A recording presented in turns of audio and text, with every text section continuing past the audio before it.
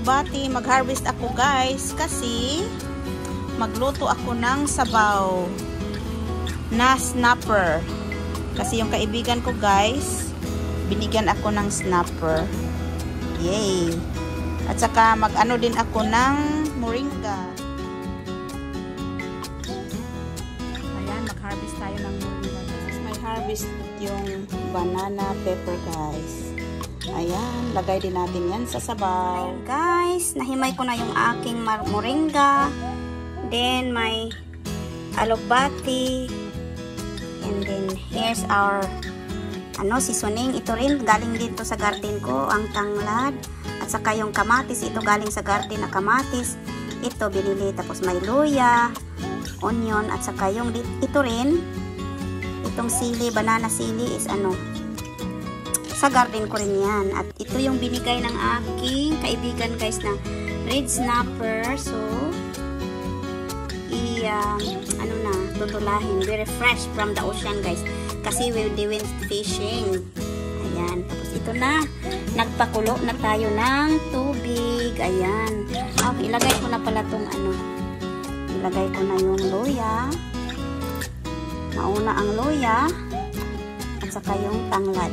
Ganyan kami sa Cebu guys magluto. Mga Cebuano ganyan. Magluto ng sabaw.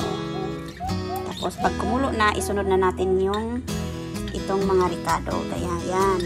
So kailangan muna kukulo. So, pero yung kailangan natin isabayan sa tubig. Pwede na yan. Sige. So, see you in the next process guys. Okay guys, I'm gonna put the mga ricado.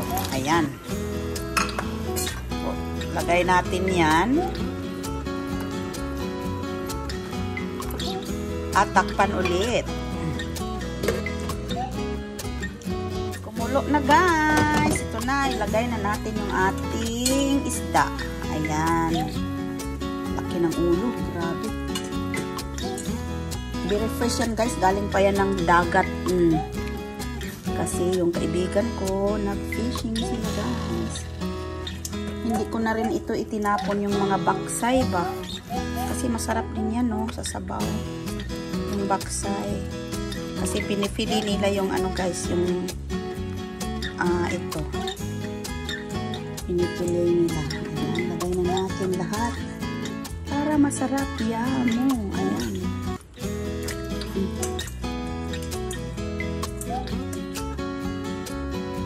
Yan o. That's red snapper guys. Mamahalin yan na isda dito. Tapos lagyan natin ng black pepper. Gusto kong maraming black pepper kasi para matanggal yung langsa. Pero naman yan guys. Fresh na fresh. Kaya hindi siya sarap lang talaga niya sabawin yung ulo ba. So, lagyan natin ng seasoning. Asin. Tapos pakuluin natin kasi yung isda madali lang yan. Tapos sunod na natin yung malunggay. Okay, see you in the next process.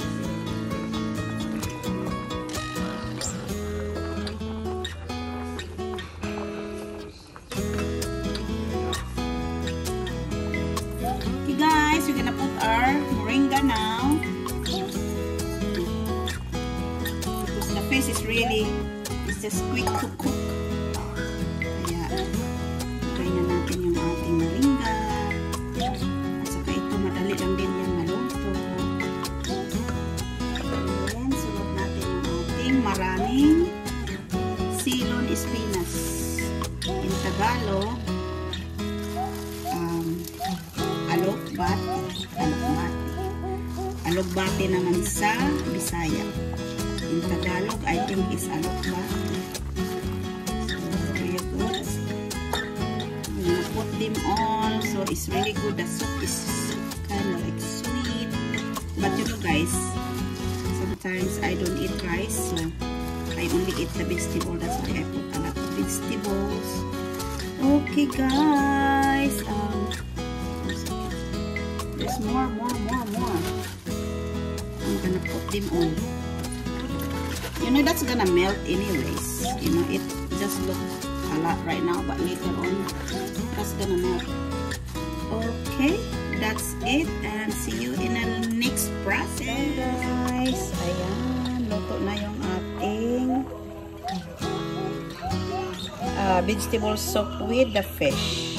Yeah, it's it, guys. Ayan na, luto na. Ayan, let's eat. Thank you for watching. Bye.